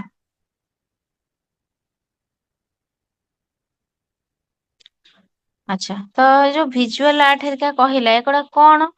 ଯଦି ତମେ ଭିଜୁଆଲ ଆର୍ଟ କହିବ, ଭିଜୁଆଲ ଆର୍ଟ କଣ କହିବ? କୋଉଟା? ନାଇଁ ନାଇଁ ନାଇଁ ନାଇଁ। ସେଟା ରଖିଦିଅ, ସେଟା ରଖିଦିଅ। ହେଲା। ହଁ। ତ କଣ ଭିଜୁଆଲ ଆର୍ଟ ଯୋଉ କହିଛି ଆମର including plastic art, visual art ଆଉ ଟେକ୍ସଟାଇଲ ଆର୍ଟ। ଏଇଟା ଯଦି ଆମେ କହିବା ତାହଲେ ପ୍ଲାଷ୍ଟିକ ଆର୍ଟ କଣ? ନା ପ୍ଲାଷ୍ଟିକ ଆର୍ଟ ହଉଛି ଯେମିତି କିି କଣ ଗୋଟେ ପଦାର୍ଥକୁ ବୁଝାଏ ଯୋଉଟା କି ଆମେ ଯୋଉ ମାଟି, ପଥର ହେଲା ଏସବୁକୁ ନେଇକି କରିଥାନ୍ତି। ଯୋଉ କ୍ଲେ, ଷ୍ଟୋନ, ମେଟାଲ ଏ ସବୁକୁ ନେଇକି ଆମେ ଯୋଉ ସେପ ଦେଇଥାନ୍ତେ ତାକୁ ଆମେ ପ୍ଲାଷ୍ଟିକ ଆର୍ଟ ବୋଲି ଆମେ କହିଥାନ୍ତେ। ହେଲା। ଆଉ ହଉଛି କଣ ନା ଭିଜୁଆଲ ଆର୍ଟ କଣ ଯୋଉଟା କି ମାନେ ଆମ ଆଖି ଦ୍ଵାରା ଯୋଉଟା ଦେଖିଥାନ୍ତେ। These are art that we primarily appreciate through our eyes. ସେଟାକୁ ଆମେ କରିଥାନ୍ତେ ଭିଜୁଆଲ ଆର୍ଟ ହେଲା। ଯୋଉଟାକୁ ଆମେ ଆଖିରେ ଦେଖନ୍ତେ ଯେମିତି କିି ପେଣ୍ଟିଂ ହେଇଗଲା, ଫଟୋଗ୍ରାଫି ହେଇଗଲା, ଆର୍କିଟେକ୍ଚର ହେଇଗଲା, ଏସବୁ ଆମର ଭିଜୁଆଲ ଆର୍ଟ ରେ ଯିବ। ଟେକ୍ସଟାଇଲ ଆର୍ଟ କଣ କହୁଛି ନା ଟେକ୍ସଟାଇଲ ଆର୍ଟ ହଉଛି ଯୋଉଟା କି ଫେବ୍ରିକ ହେଲା, fabric fibre world famous for this ଯୋଉଟା କି ଇଣ୍ଡିଆ ଯୋଉଟା ଫେମସ ଆମର ହଉଛି ସେଥିପାଇଁ ସେଗୁଡାକୁ ଆମେ ଟେକ୍ସଟାଇଲ ଆର୍ଟ ବୋଲି କହିଥାନ୍ତି। ଯେମିତି କି ବୁଣା ବୁଣି ହେଇଗଲା ହେଲା, ହ୍ୟାଣ୍ଡଲୁମ, ୱେବିଂ, ଏମ୍ବ୍ରୋଡୋରୀ, ସମ୍ବଲପୁରୀ ଯୋଉ କାମ, ବାନ୍ଧ କାମ ଯୋଉଟା କି ଆମେ କରିଥାନ୍ତି ବାନ୍ଧନୀ ଶାଢୀ ବୋଲି କହିଥାନ୍ତି ସେଟା। ତାକୁ ଯୋଉଗୁଡାକ ଫେମସ ଯୋଉ ଇଏ ପାଇଁ ତାକୁ ଆମେ କହିଥାନ୍ତେ ଟେକ୍ସଟାଇଲ ଆର୍ଟ ହେଲା। ତାପରେ କହିଛି the origin of Indian art can be tracked to prehistoric hominid settlement in the third millennium BC। ତ କଣ କହିଲା ନା ଯୋଉ ଏଇଟା ଇଣ୍ଡିଆନ ଆର୍ଟ ର ଉତ୍ପତ୍ତି ଆମର କଣ ଖ୍ରୀଷ୍ଟ ପୂର୍ବ ତୃତୀୟ ଶତାବ୍ଦୀ ବେଳକୁ ହେଲା ଦେଖା ଯାଇଥାଏ ହେଲା। ମାନବ ବସତିରୁ ହିଁ ଆରମ୍ଭ ହେଇଯାଇଛି। ଯେତେବେଳେ ମାନବ ମାନେ ଆସିକି ବସତି ସ୍ଥାପନ କରିଥିଲେ ସେତେବେଳୁ ହିଁ ଏ ଜିନିଷ ଗୁଡାକ ଆରମ୍ଭ ହେଇଯାଇଥିଲା ହେଲା। ଯଦି ଆମେ ଦେଖିବା ବହୁତ ପୁରୁଣା ଆ 3000 ବର୍ଷ ପୂର୍ବରେ ଯେତେବେଳେ ଆମର ଅ ଆଦିମ ମଣିଷ ମାନେ ଏଠି ବସତି ସ୍ଥାପନ କରୁଥିଲେ ସେଇ ସମୟରୁ ହିଁ ଆମର କଣ ନା ଆମର ଭାରତୀୟ କଳାର ବା ଇଣ୍ଡିଆନ ଆର୍ଟ ର ଉତ୍ପତ୍ତି ଲାଭ ହେଲାଣି। ହୁଁ ତାପରେ କଣ କହିଛି ଅନ୍ ଇଟ୍ସ ୱେ ଅନଲାଇନ ପିଲା ମ୍ୟୁଟ କରିଦିଅ। On its way to modern times, Indian art has had culture influences as well as religious influences such as Hinduism, Buddhism, Jainism and Islam। ତ କଣ କହିଛି ନା ସେ କହିବା କଥା କି ଆଧୁନିକ ସମୟରେ ଆଧୁନିକ ମଡର୍ଣ ଟାଇମ୍ସ ରେ ହେଲା କଣ ନା ଯେତେବେଳେ ପହଞ୍ଚିବା ବେଳକୁ ମାନେ ପହଞ୍ଚିବା ଯୋଉ ଟାଇମ ପିରିୟଡ ଭିତରେ ଆମର କଣ ନା ଇଣ୍ଡିଆନ ଆର୍ଟ ଉପରେ ବହୁତ ପ୍ରକାରର କଣ ନା ସାଂସ୍କୃତିକ ପ୍ରଭାବ ପଡିଥିଲା। ଯେମିତି କିି ଆମେ କହିପାରିବା ହିନ୍ଦୁ, ବୌଦ୍ଧ, ଜୈନ, ଇସଲାମ ଏମାନଙ୍କ ଭଳି ବହୁତ ସାରା କଣ ଧର୍ମ ଗୁଡିକ ଥିଲା। ଏସବୁ ଧର୍ମ କଣ ଗଭୀର ଭାବରେ ପ୍ରଭାବ ପକେଇଥିଲା କାହା ଉପରେ ନା ଇଣ୍ଡିଆନ ଆର୍ଟ ଉପରେ ହେଲା। ଇଣ୍ଡିଆନ ଆର୍ଟ ଉପରେ ବହୁତ ସାରା କଣ ନା ହଉଛି ପ୍ରଭାବ ପକେଇଥିଲା। ଯେମିତି କି ଟେମ୍ପଲ ହେଇଗଲା, ସ୍ତୂପ ହେଇଗଲା ହେଲା ବହୁତ ସାରା ଜିନିଷ ଆମେ ସେତେବେଳେ କରୁଥିଲେ। ଷ୍ଟୋରିଜ କେମିତି ସିମ୍ବଲ ସବୁ କାହାର କେମିତିକା କଣ ଷ୍ଟାଇଲ କେମିତିଆ କଣ ସବୁ ଟେମ୍ପଲ ର ସବୁ ରିଲିଜିଅନ ଇଏ ର ଆମ ଉପରେ ପ୍ରଭାବ ପଡିଥିଲା ଆମେ ଏଟା କହିପାରିବା। ତାପରେ କହିଛି in spite of this complex mixture of religious traditions generally the prevailing artist style at any time and place has been shared by the majorilious group। ତ କଣ କହିଛି ନା ଧାର୍ମିକ ପରମ୍ପରା ଏଇ ସବୁର ମିକ୍ସ ହେଲା ପରେ ମଧ୍ୟ ମିଶ୍ରଣ ସତ୍ତ୍ୱେ ମଧ୍ୟ ସାଧାରଣତଃ କୌଣସି ବି ନିର୍ଦ୍ଦିଷ୍ଟ ସମୟ ବା ସ୍ଥାନର ପ୍ରଚଳିତ କଳାତ୍ମକ ଶୈଳୀକୁ ସମସ୍ତ ପ୍ରମୁଖ ଧର୍ମାବଲମ୍ବୀ ମାନେ ଆପଣେଇ ନେଇଥିଲେ। ଯେତେକ ସବୁ ଧର୍ମାବଲମ୍ବୀ ଲୋକ ସବୁ ଥିଲେ, ଅଲଗା ଅଲଗା ଯେମିତି ହିନ୍ଦୁ ହେଇଗଲେ, ବୁଦ୍ଧିଷ୍ଟ ହେଇଗଲେ, ଜୈନ ମାନେ ହେଇଗଲେ, ହେଲା ସେମାନେ ସବୁ କଣ ଅଲଗା ଅଲଗା ଇଏରେ ହେଲେ ବୋଧେ ସେମାନେ ଆପଣେଇ ନେଇଥିଲେ ସବୁ ଇଏକୁ। ସ୍ପେସିଫିକ ଷ୍ଟାଇଲ ଅଫ କାର୍ଭିଂ, ହେଲା ଯୋଉଟା କି ଆମର ହଉଛି ଫେମସ ଥିଲା ସେ ସବୁ ସେଞ୍ଚୁରୀ ଇଏରେ। ଟେମ୍ପଲ ସବୁ ହେଇଗଲା, ସ୍ତୂପ ହେଇଗଲା, ଏଗୁଡାକ। ଏବେ ଦେଖିବା ଆର୍ଲି ଇଣ୍ଡିଆନ ଆର୍ଟ। ଆଉ ଏଇଥିରୁ କ୍ୱେଶ୍ଚିନ୍ ଆସିବ ହେଲା। କ୍ୱେଶ୍ଚିନ୍ ପଚାରିଦବ କି ଆର୍ଲି ଇଣ୍ଡିଆନ ଆର୍ଟ ସବୁ କଣ କଣ, କଣ ସବୁ ସେତେବେଳେ ହଉଥିଲା କଣ ନାହିଁ, ଏଇଗୁଡାକ ବେଳେ ବେଳେ କ୍ୱେଶ୍ଚିନ୍ ସବୁ ପଚାରିଦିଏ ସର୍ଟ କ୍ୱେଶ୍ଚିନ୍ ସବୁରେ ହେଲା। କଣ ପଚାରିବ, କଣ ଲେଖିଛି? ଲେଖିଛି ଫର୍ଷ୍ଟରେ କି the rock art of India includes rock relief carving, engravings and paintings. It is estimated there are about 1300 rock art sites with over a quarter of million figures and figure lines. The earliest rock carvings in India were discovered by Archibald Carlyle. ହେଲା ଏ କଣ କହିଛି ଦେଖିବା, ୟାର ମାନେ କଣ ଦେଖିବା ହେଲା। ସେ କହୁଛି କି ଆମର ଯୋଉ ଇଣ୍ଡିଆର ମାନେ କଣ, ଗୋଟେ ସେକେଣ୍ଡ ରହିଛ।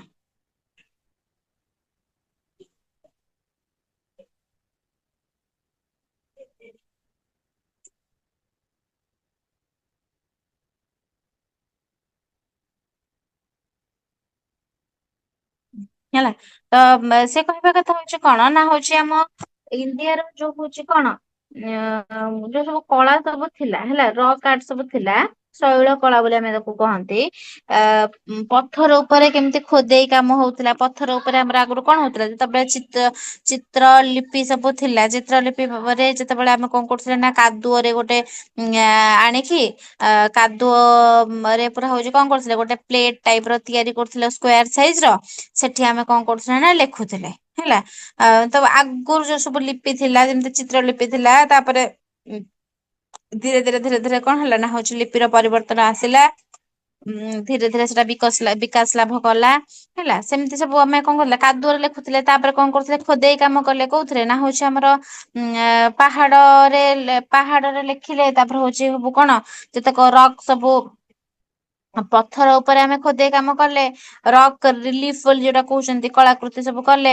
ଆଉ ହଉଛି ଏନଗ୍ରେଭିଙ୍ଗସ ଯୋଉଟା କି ଗଭୀର ଖୋଦେଇ ଭାବରେ ଲେଖା ଲେଖି ସେଠି କି ଚିତ୍ର ବନାବନି କଲେ।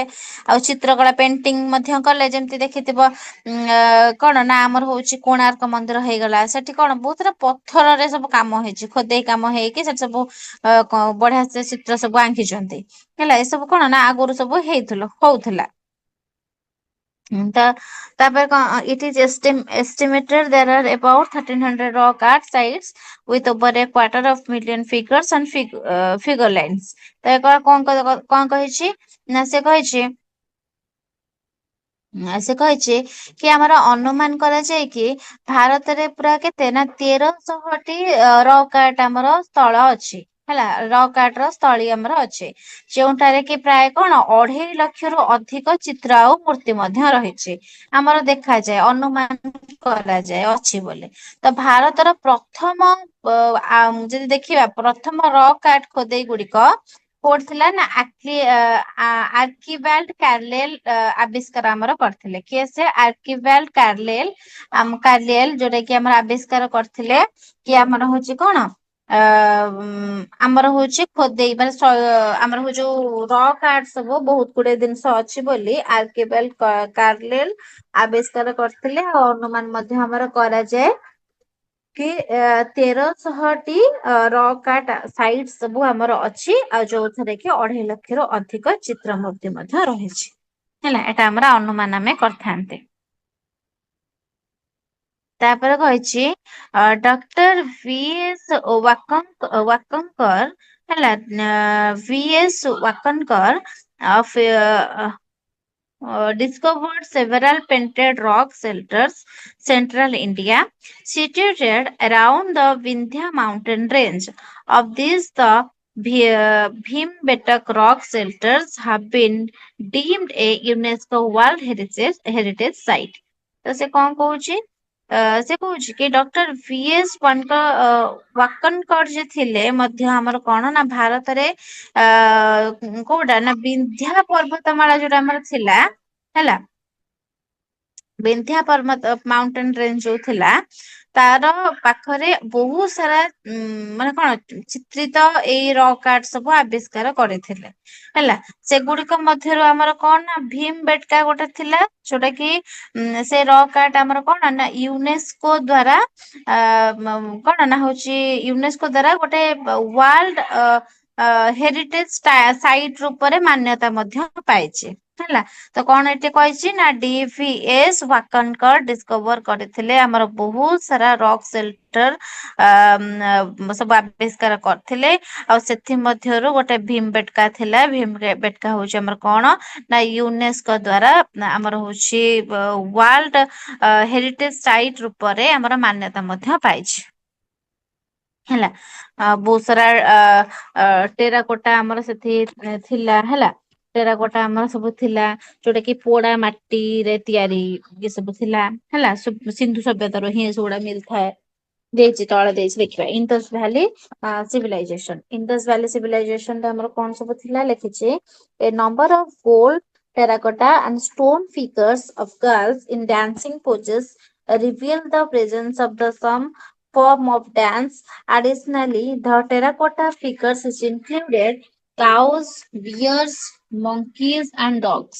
ହେଲା ସେ କଣ କହିଛି ନା ହଉଛି ଆମର ଯୋଉ ସିନ୍ଧୁ ସଭ୍ୟତାରେ ଆମକୁ କଣ ମିଳିଥାଏ ନା ସିନ୍ଧୁ ସଭ୍ୟତା ଯୋଉ ମିଳିଥିବା ସୁନା ଟେରାକୋଟା, ଟେରାକୋଟା କହିଲା ମାନେ ଯୋଉ ପୋଡା ମାଟି ପଥରରେ ସବୁ କଣ ହେଇଥାଏ ନା ନିର୍ମାଣ କରାଯାଇଥାଏ କି ଗୋଟେ ଯେମିତି ଗୋଟେ ଝିଅଟେ ନାଚୁଥିବାର ମୂର୍ତ୍ତି ହେଲା। ସେଇ ସମୟରେ କଣ ନୃତ୍ୟର ପ୍ରଚଳନ ଥିଲା।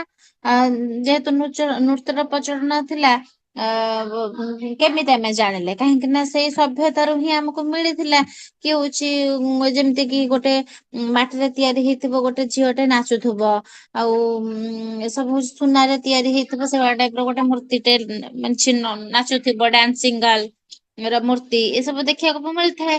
ତ ସେଥିପାଇଁ ଆମେ ସୂଚନା ପାଉଛେ ସେଇ ସଭ୍ୟତାରେ ବା ହଉଛି ଇଣ୍ଡସ୍ ଭ୍ୟାଲି ସିଭିଲାଇଜେସନ ଟାଇମ ରେ ଆମର କଣ ହେଇଥାଏ ନା ହଉଛି ଏମିତି ଡାନ୍ସିଂ ଗାର୍ଲ ମିଳିଥିଲା। ଏହା ବ୍ୟତୀତ ଆଉ କଣ ପୋଡା ମାଟିରେ ଆମର ଗାଈ, ଭାଲୁ, ମାଙ୍କଡ, କୁକୁର ପଶୁ ମାନେ ପକ୍ଷୀ ଏମାନଙ୍କର ସବୁ ମୂର୍ତ୍ତି ମଧ୍ୟ ଆମକୁ ମିଳିଥାଏ। କେତେବେଳେ ନା ଇଣ୍ଡସ୍ ଭ୍ୟାଲି ସିଭିଲାଇଜେସନ ଟାଇମ ରେ ହେଲା। ଆଗରୁ କଣ ହଉଥିଲା ହେଲା, ଯେତେବେଳେ ଆମର ଚିତ୍ରଲିପି ଥିଲା ଚିତ୍ରଲିପିରେ କଣ ହଉଥିଲା ନା ଆମର ଗୋଟେ ଗଛରୁ ଗୋଟେ ବକଳ ତିଆରି ହୁଏ। ସେଇ ବକଳରେ ଆମର କଣ ହୁଏ ନା ହଉଛି ସେଇ ଗଛର ଇଏରେ ଗୋଟେ ମୁନିଆ ଟାଇପ ର ଗୋଟେ ତିଆରି ହୁଏ କଣ ମାନେ ଯୋଉ ପେନ୍ ଟାଇପ ର ତିଆରି ହୁଏ। ସେଥିରୁ କଣ କରାଯାଏ ନା ହଉଛି ଚିତ୍ର ଭଳିଆ ଅଙ୍କା ଯାଏ। ଧର ଲେଖା ମୁଁ କହିବି କି ଶିକ୍ଷକ ପାଠ ପଢାଉଛନ୍ତି, ସେଠି ଶିକ୍ଷକ ପାଠ ପଢାଉଛନ୍ତି ଲେଖା ସେମିତି ହବନି, କାହିଁକି ସେତେବେଳେ ଲିପିର ଉଦ୍ଭାବନ ହେଇନଥିଲା ଯେହେତୁ ଏବେ ଚିତ୍ର ମାଧ୍ୟମରେ କରିକି ଦେଖେଇଉଥିଲେ। ଗୋଟେ ଥିବ କିଏ ସେ ନା ଗୋଟେ ଶିକ୍ଷକ ଥିବ, ଶିକ୍ଷକ ପରେ ପିଲାମାନେ ପାଠ ପଢୁଥିବେ ଏମିତି ଟାଇପ ର ଥିବ ହେଲା। ତ ହଉଛି ସେମାନେ କଣ କରୁଥିଲେ ନା ତାଙ୍କର ମୁଣ୍ଡ ଯୋଉ ଦିଗକୁ ଅଛି ସେଇ ମୁଣ୍ଡର ଦିଗକୁ ଦେଖିକି ମାନେ ନିର୍ଦ୍ଧାରଣ କରୁଥିଲେ କି ଅକ୍ଷର ଟା ଏଉଠାରୁ ଷ୍ଟାର୍ଟ ହେଇଛି ବୋଲି। ସେତେବେଳେ ଚିତ୍ରଲିପି ଯୋଉ ଟାଇମ ରେ ଥିଲା, ତାପରେ ସେଟା ଗଲା। ତାପରେ ଆମର ଆସିଲା କଣ ୟୁନିଫର୍ମ ଲିପି ଆସିଲା। ତ ୟୁନିଫର୍ମ ଯେତେବେଳେ ଲିପି ଆସିଲା ସେତେବେଳେ ସେମାନେ କଣ କଲେ ନା ହଉଛି ଗୋଟେ ମାଟିରେ ପ୍ରସ୍ତୁତ କଲେ କଣ ନା ହଉଛି ଗୋଟେ ସ୍କ୍ୱୟାର ସାଇଜ ର କି ହଉଛି ଆମର ରେକ୍ଟାଙ୍ଗଲ ସାଇଜ ର ଗୋଟେ ହଉଛି କଣ କଲେ ନା ହଉଛି ଗୋଟେ ମୋଟା କରିକି ଗୋଟେ ତିଆରି କରିବେ। ଶିଳ ଯେମିତି ଦେଖିଥିବ ଶିଳ ଟାଇପ ର ହେଲା, ସ୍କ୍ୱୟାର ସାଇଜ ନହେଲେ ରେକ୍ଟାଙ୍ଗଲ ସାଇଜ ର କରିବେ। କଲା ପରେ ସେଟା କଣ କରିବେ ନା ରଖିବେ ତା ଉପରେ ଗୋଟେ କିଛି ଗୋଟେ କଲମ ଟାଇପ ର ଆଣିକି ତା ଉପରେ ଲେଖିବେ। ତାଙ୍କର ଯୋଉ ଲେଖାର ସଂକେତ ଥିଲା ସବୁ ସେଇ ଟାଇପ ରେ ଲେଖିବେ। ଲେଖି ସାରିଲା ପରେ କଣ କରିବେ ତାକୁ ନେଇକି ନିଆଁରେ ପୋଡିବେ ହେଲା ନିଆଁର ଧାସ ଦେଇକି ତାକୁ କଣ କରିବେ ନା ପୋଡିବେ। ପୋଡି ସାରିଲା ପରେ ସେ ଲେଖାଟା ପୁରା ସେମିତି ହେଇକି ରହିଯିବ, ନହେଲେ ଖରାର ମାନେ ଧାପ ଦେବେ। ଏମିତି କରିକି ରଖୁଥିଲେ। ତାପରେ ଆସ୍ତେ ଆସ୍ତେ ଆମର ଆସିଲା ସବୁ ଅଲଗା ଲିପି, ଖରସ୍ତ ଲିପି ଆସିଲା, ଖରସ୍ତରୁ ବ୍ରାହ୍ମୀ ହେଲା, ବ୍ରାହ୍ମୀରୁ ପୁଣି ଆମର ଓଡିଆ ଆସିଲା, ପ୍ରାଚୀନ ଓଡିଆ ଲିପି ଆସିଲା, ତାପରେ ହଉଛି ଆମର ବହୁତ ସାରା ଜିନିଷ ଅଛି ସେଥିରେ। ତ ସେଇ ଇଣ୍ଡସ୍ ଭ୍ୟାଲି ସିଭିଲାଇଜେସନ ସେମିତି ପୋଡା ମାଟିରେ ଆମର ବହୁତ ସାରା ଜିନିଷ ମିଳିଥିଲା, ଯୋଉଥିରେ କି ଆମର ଡ୍ୟାନ୍ସିଂ ଗାର୍ଲ ମିଳିଥିଲା। ତା ଦେହରେ ହଉଛି ଆମର କଣ କେମିତି କାଓଜ, ବିୟର, ମଙ୍କି, ଡଗ୍ ଏମାନଙ୍କର ସବୁ ମଧ୍ୟ ମୂର୍ତ୍ତି ମିଳିଥିଲା ହେଲା।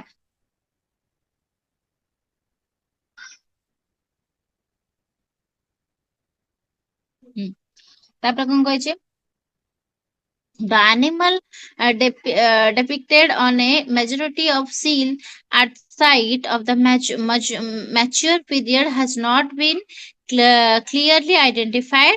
Seal have been found at Mohenjo-daro depicting a figure standing on its head and another sitting sitting cross legged in what some call a yoga like pose. ତ ସେ କଣ କହୁଛି ନା ହଉଛି ଏଇ ଯୋଉ ସଭ୍ୟତାରେ ଆମେ ଦେଖିବାକୁ ପାଇଥାନ୍ତି କଣ ନା ସେଇ ସମୟରେ ଅଧିକାଂଶ କଣ ନା ହଉଛି ସିଲ୍ ଗୁଡିକ କଣ ହେଇଥିଲା, ଖୋଦିତ ହୋଇଥିଲା। ପଶୁଟିର ପରିଚୟ ପର୍ଯ୍ୟନ୍ତ ମଧ୍ୟ ସ୍ପଷ୍ଟ ଭାବରେ ମିଳି ପାରୁନାହିଁ କି ଏଇଟା କଣ, ଏଇଟା କୋଉ ପ୍ରକାରର ପଶୁ ବୋଲି। ସେମିତିଆ ଟାଇପ ର ବି ଇଏ କଣ ନା ହଉଛି ମିଳିଛି, ଷ୍ଟାଚୁ ମଧ୍ୟ ମିଳିଛି ସେ ଟାଇମ ର। ଆଉ ସେଟା ଏପର୍ଯ୍ୟନ୍ତ ସିଲ୍ ହେଇକି ଅଛି, ଯୋଉଟା କି ଆମେ ଜାଣିବି ନାହାନ୍ତି ଏଟା କଣ ବୋଲି। ଆଉ ମହେଞ୍ଜୋଦାରୋରୁ ମିଳିଛି କିଛି ସିଲ୍, ଯୋଉଥିରେ କି ଜଣେ ବ୍ୟକ୍ତି ଯେମିତି ମୁଣ୍ଡ ତଳକୁ କରିକି ଛିଡା ହୋଇଛି, ଅନ୍ୟ ଜଣେ କଣ ହେଇଛି ନା ପଦ୍ମାସନ ବା ଯୋଗ ମୁଦ୍ରାରେ ବସିଛି। ଏସବୁ ମଧ୍ୟ ମହେଞ୍ଜୋଦାରୋରୁ ମିଳିଛି ଆମକୁ ହେଲା, ସେ ସବୁ ମୂର୍ତ୍ତି ସବୁ ମିଳିଛି। ଆଉ ତାପରେ ଲେଖିଛି this figure sometimes known as Pasupati has been variously identified. Sri John Marshall identified a resemblance to the Hindu god Shiva.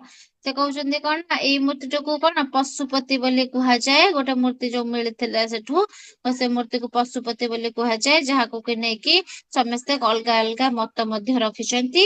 କିନ୍ତୁ ସାର୍ ଜନ୍ ମାର୍ଶାଲ ଯିଏ ଥିଲେ, ଏହାକୁ କଣ କହିଛନ୍ତି ନା ହିନ୍ଦୁ ଦେବତା ଶିବଙ୍କର ଗୋଟେ ରୂପ ବୋଲି ଦର୍ଶାଇଛନ୍ତି। କିଏ ସେ ନା ସାର୍ ଜନ୍ ମାର୍ଶାଲ। ସମସ୍ତେ ପଶୁପତି ବୋଲି ଗୋଟେ ମୂର୍ତ୍ତି ମିଳିଥିଲା, ତାକୁ ପଶୁପତି ବୋଲି କହୁଥିଲେ। ଆଉ ସେଇ ପଶୁପତି କି ସମସ୍ତେ ଅଲଗା ଅଲଗା ମତ ଦେଇଛନ୍ତି, କିନ୍ତୁ ଆମର ଜନ୍ ମାର୍ଶାଲ କହିଛନ୍ତି କି ନାଇଁ ଏଟା ଗୋଟେ ହିନ୍ଦୁ ଦେବତା ବା ଶିବଙ୍କର ମୂର୍ତ୍ତି ହେଲା। ଯୋଉଟା କି ମେଡିଟେସନ ପୋଜ ରେ ବସୁଛନ୍ତି। କୋଉଠି ନା ଏଇଠି ଲେଖା ହେଇଛି Mohenjo-daro depicted a figure standing on a head and another sitting legged in what some call a yoga like pose. yoga type ର pose କରିକି ବସୁଛନ୍ତି, ଯାହାକୁ କି ମାନେ କିଏ କହିଲେ ନା ଆମର ମାର୍ଶାଲ କହିଲେ, ଜନ୍ ମାର୍ଶାଲ କହିଲେ କି ଇଏ ହଉଛନ୍ତି ହିନ୍ଦୁଙ୍କର ଗଡ ଶିବ।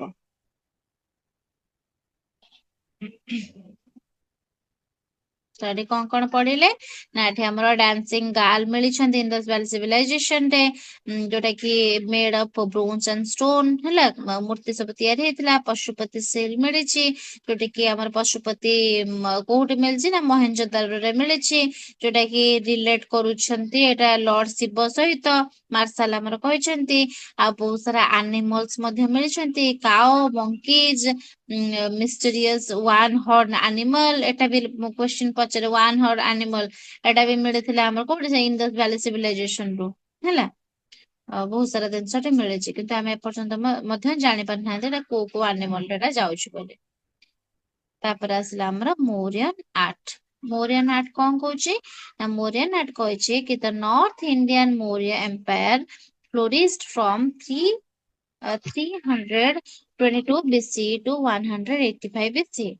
ତ କଣ କହିଲେ ନା ଆମର ନର୍ଥ ଇଣ୍ଡିଆନ ମୌର୍ୟ ସାମ୍ରାଜ୍ୟ ଖ୍ରୀଷ୍ଟପୂର୍ବ ଆମର କେତେ 322 ରୁ ଖ୍ରୀଷ୍ଟପୂର୍ବ 885 ପର୍ଯ୍ୟନ୍ତ ଶାସନ କରୁଥିଲେ। ଆଉ ଏଇ ସମୟରେ ହିଁ ଏହା କଣ ଏହାର ଆର୍ଟ ଆଉ ଏହାର କଲଚର ବହୁତ ଭାବରେ କଣ ହେଇଥିଲା ନା ଡେଭଲପମେଣ୍ଟ କରିଥିଲା, ହେଇଥିଲା। ତାପରେ କହିଛି there are more from various sites of Indian rock cut architecture The most famous survival are the large animals surmounting several of the pillars of Ashoka, which shows a confident and boldly mature style. Though we have very few remains showing its development. ତ କଣ ଏଟା ହବ ୟା ମାନେ ନା ଆମର ଯୋଉ Indian ଯୋଉ ଯଦି ଦେଖିବା ପୂର୍ବରୁ ଆର୍ଲି ସାଇଟ୍ ସବୁ ଭାରତର ପ୍ରାଚୀନ ଶୈଳୀ ଯଦି ଦେଖିବା ତ ହଉଛି ରକ୍ କଟ୍ ଆର୍କିଟେକ୍ଚର ଗୁଡାକ ବହୁତ ସାରା ନିଦର୍ଶନ ରହିଛି। ଆଉ ଏଥି ମଧ୍ୟରୁ ସମ୍ରାଟ ଅଶୋକଙ୍କର ସ୍ତମ୍ଭ ଗୁଡିକ ଶୀର୍ଷରେ ଥିବା ବିଶାଳ ପଶୁ ମାନଙ୍କର ମୂର୍ତ୍ତି ସବୁଠାରୁ ପ୍ରସିଦ୍ଧ ବୋଲି ଜଣା ପଡୁଛି। ଯାହା କଣ ନା ସେଇ ଯୋଉ ସମୟରେ ଏକ ପରିପକ୍ୱ ବା ଦୃଢ କଳା ଶୈଳୀକୁ ଦର୍ଶାଇଥାଏ। ବହୁତ ପୁରା କନଫିଡେଣ୍ଟ ଆଉ ବୋଲ୍ଡ ମ୍ୟାଚର ଷ୍ଟାଇଲରେ ଏ ସବୁ ତିଆରି ହେଇଥିବାର ଦେଖା ଦେଇଥାଏ ହେଲା। ତାପରେ କଣ କହିଛି ନା the famous Daz lion capital of Ashoka with four animals was adopted as the official emblem of India after Indian independence। ତ କଣ ନା ହଉଛି ସେତେବେଳେ ଆମର କଣ ଅଶୋକଙ୍କର ଗୋଟେ ପ୍ରସିଦ୍ଧ ଲାୟନ କ୍ୟାପିଟାଲ ଯୋଉଟା କି ସିଂହର ସ୍ତମ୍ଭ ହେଲା, ଯୋଉଥିରେ ଆମର ଚାରୋଟି ସିଂହ ରହିଛନ୍ତି। ତାକୁ ଆମ ଭାରତ ସ୍ଵାଧୀନ ହେବା ପରେ କଣ କରାହେଇଛି ନା ଦେଶର ସରକାରୀ ଜାତୀୟ ପ୍ରତୀକ ଭାବରେ ନିଆଯାଇଛି, ଯୋଉଟା କି ନ୍ୟାସନାଲ ଏମ୍ବ୍ଲେମ ବୋଲି ଆମେ କହୁଛନ୍ତି ଅଶୋକା ସ୍ତମ୍ଭ ହେଲା। ଗ୍ରହଣ କରାଯାଇଛି ଯୋଉଥିରେ କି ଚାରୋଟି ସିଂହ ଆମର ଅଛି। କୋଉଥିରେ ମିଳିଛି ନା ମୋରିୟନ ଆର୍ଟ ରେ ହିଁ ଆମକୁ ସେ ମିଳିଛି ସେଥିରୁ।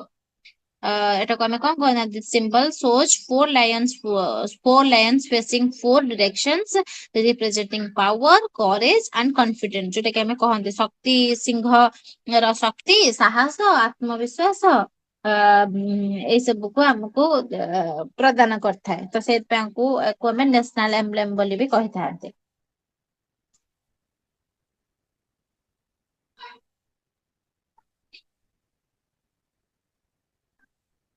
ହୁଁ। ଆଉ ହଉଛି କଣ କହିଛି ନା many small popular terracotta figure lines are discovered in archaeology in a range of often various if somewhat crude styles। ତ କଣ କହିଛି ଏଟା ନା ହଉଛି ପ୍ରତ୍ନତାତ୍ତ୍ୱିକ ହିସାବରେ ଯଦି ଆମେ ଦେଖିବା ମୌର୍ଯ୍ୟ ଯୁଗରେ ବହୁତ ସାରା ଛୋଟ ଛୋଟ ପୋଡା ମାଟିର ମୂର୍ତ୍ତି ଆମକୁ ଦେଖିବାକୁ ମିଳିଥିଲା, ଟେରାକୋଟା ଦେଖିବାକୁ ମିଳିଥିଲା, ଯାହାକି ସେତେବେଳେ ଆମର କଣ ସାଧାରଣ ଲୋକଙ୍କର ଗୋଟେ କଳା ଶୈଳୀକୁ ଦର୍ଶାଇଥାଏ। ଏଇଟା କଣ କହିଲ ଏ ଆର୍ଟ ଏଜୁକେସନ ଗୋଟେ ଏମିତିକା ଜିନିଷଟେ ତମକୁ ଯେତେ ପିକ୍ଚର କରିକି ଦେଖେଇ ହବ ସେତେ ତମକୁ ମନେ ରହିବ। ଏଗୁଡାକ ଏମିତି ଜିନିଷ କଣ କହିଲ ତମ ମାନେ ମନେ ରଖିବା ପାଇଁ ଟିକେ ଅସୁବିଧା ହବ କି କୋଉ ସବୁ ଜିନିଷ ମିଶିଯିବ, ତମକୁ ଲାଗିବ କି ହେଇ ଏଥିରେ ତ ଯାହା ପଢା ହେଲା ସେଥିରେ ବି ଯାହା ହେଲା, କୋଉଟା କୋଉଠି ଆମେ ଲେଖିବୁ ପୁରା ଇଏ ଲାଗିବ। କିନ୍ତୁ ଏଟା ଯଦି ଟିକେ ପିକ୍ଚର ୱାଇଜ କରିକି ପଢା ହବ ତମକୁ ମାନେ ଇଣ୍ଟରେଷ୍ଟିଂ ଲାଗିବ। ମୁଁ ଟ୍ରାଏ କରିବି ନେକ୍ସଟ କ୍ଲାସ ବେଳକୁ ହେଲା, ଏଇ ଯୋଉ ପିଡିଏଫ ଟା ଦିଆ ହେଇଛି ଏ ପିଡିଏଫ ଟାକୁ ମୁଁ କଣ କରିବି ଗୋଟେ ପିକ୍ଚର କରିକି ତମକୁ ପଢେଇବାକୁ ଟ୍ରାଏ କରିବି ହେଲା। ସେମିତି ପଢେଇଲେ ହିଁ ଅଧିକ ମନ ରହିବ, ନହେଲେ ଏମିତି କଣ କହିଲ ମାନେ ତମେ ପଢିବ ସତ କିନ୍ତୁ ବହୁତ ଜିନିଷ ଜାଣିପାରିବନି, କଣ କେମିତି ଦେଖାଯାଏ, ସେଗୁଡା କେମିତି କଣ ସେଟା ଥାଏ କଣ ନାହିଁ ଏଗୁଡାକ ଜାଣିପାରିବନି। ହଁ ନା ନାଇଁ ସତରେ ଟି? ଆଜ୍ଞା ମ୍ୟାମ୍। ଆଜ୍ଞା ମ୍ୟାମ୍। ଆଜ୍ଞା ମ୍ୟାମ୍।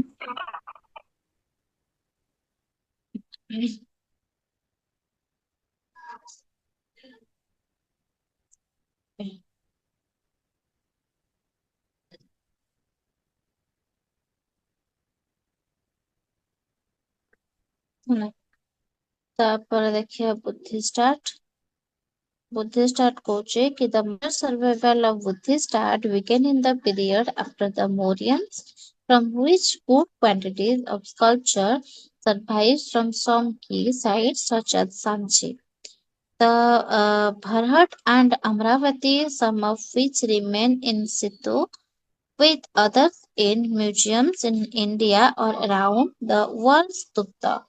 ତ କଣ କହିଛି ସ୍ତୂପାସ୍ କଣ କହିଛି ନା ହଉଛି ଆମର ମୌର୍ଯ୍ୟ ସାମ୍ରାଜ୍ୟର ଯେତେବେଳେ ପତନ ଘଟିଲା, ଯେତେବେଳେ କଣ ନା ହଉଛି ମୌର୍ଯ୍ୟ ଡାଇନେଷ୍ଟି ଯେତେବେଳେ ପଳେଇଲେ ମାନେ ଲୁପ୍ତ ହେଇଗଲା ପତନ ପରେ ଭାରତରେ ଆମର ବୌଦ୍ଧ ବା ବୁଦ୍ଧିଷ୍ଟର କଳା ଦେଖାଗଲା ହେଲା, ବିକାଶ ଦେଖିବାକୁ ଧୀରେ ଧୀରେ ମିଳିଲା। ସାଞ୍ଚି, ଭରତ ହେଲା, ଅମରାବତୀ ଏସବୁ ଭଳି ବହୁତ ସାରା ସ୍ଥାନ ରହିଛି।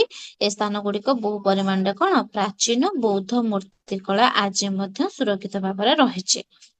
ତାପରେ କହିଛି Mathura was the most important center in this development which applied to Hindu and Jaina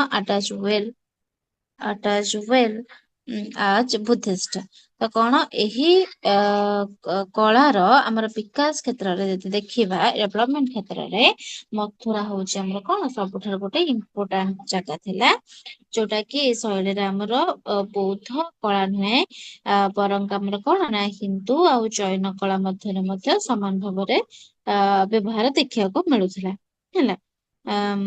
ତାପରେ ହଉଛି କହିଛି the caves at Ajanta, Karli, Bhaja and elsewhere contain early sculpture often often outnumbered by later works such as iconic figures of the Buddha and Buddhist devas, which are not found before 100 CE at the least। ତ କଣ କହିଛି ନା କହିଛି କି Ajanta, Carly ଆଉ ଗୋଟେ ହେଲା ଭାଜା ଏସବୁ ଭଳି ଗୋଟେ ଗୋଟେ ଗୁମ୍ଫା ଗୁଡିକ ଅଛି ଯୋଉଟା କି ପ୍ରାଚୀନ ମୂର୍ତ୍ତିକାଳ ଦେଖିବାକୁ ମିଳିଥାଏ ହେଲା, ମୂର୍ତ୍ତି କଳାରେ ଆମକୁ ଦେଖିବାକୁ ମିଳିଥାଏ। ପରବର୍ତ୍ତୀ ସମୟରେ ବା ହଉଛି ତା ପରବର୍ତ୍ତୀ ସମୟରେ ଆମକୁ କଣ ହେଇଛି ନା ବହୁତ ସାରା ବୁଦ୍ଧ ବୋଧି ସଂକେତ ଗୁଡିକର ବିଶାଳ ପ୍ରତିମା ହେଲା, ଏଗୁଡାକ ଆମକୁ ନିର୍ମାଣ କରାଯାଇଥିଲା, ଯାହାକି ଖ୍ରୀଷ୍ଟାବ୍ଦ 100 ପୂର୍ବରୁ ଆମକୁ କଣ ଦେଖିବାକୁ ମିଳୁନଥିଲା। 100 ପୂର୍ବରୁ ଆମେ ଆକୁ ଦେଖି ପାରୁନଥିଲେ, ପରେ ଆସ୍ତେ ଆସ୍ତେ ଏଗୁଡାକ ଜିନିଷ ଆମେ ଦେଖିଲେ ହେଲା। ତ ହଉଛି ସେ କହୁଛି କି ଦେଖିବା ଇନ ଦ ବିଗିନିଂ ଯଦି ଆମେ ଏଟା ଫାଷ୍ଟ ରୁ ଦେଖିବା ତାହେଲେ Buddha was represented by symbols. Buddha ଆମର କଣ ରିପ୍ରେଜେଣ୍ଟ କରୁଥିଲେ ଗୋଟେ ସିମ୍ବଲ ରେ, ଯେମିତି କି footprint or wheel, but after 100 CE artists started making human like statue of Buddha। ଆଗରୁ କଣ ହଉଥିଲା ନା ତାଙ୍କର ଫୁଟପ୍ରିଣ୍ଟ ରୁ ଦେଖିକି ଆମେ ଜାଣୁଥିଲେ କି ଏଟା ହଉଛି ବୁଦ୍ଧଙ୍କୁ ଆମେ ରିପ୍ରେଜେଣ୍ଟ କରନ୍ତି ତାଙ୍କ ଫୁଟପ୍ରିଣ୍ଟ କୁ ଦେଖିକି ହେଲା, ପାଦ ଚିହ୍ନ ଦେଖିକି। କିନ୍ତୁ ଯେତେବେଳେ 100 ସେଞ୍ଚୁରୀ ପରେ ଆମେ ଯଦି ଦେଖିଲେ ସେଗୁଡା କଣ ଦେଖଉଥିଲା ନା ହ୍ୟୁମାନ ଭଳିଆ ଦେଖାଗଲା, ଷ୍ଟାଚୁ ଦେଖାଗଲା ବୁଦ୍ଧଙ୍କର। ତ the Ajanta cave are world famous for this beautiful cave and painting ହେଲା।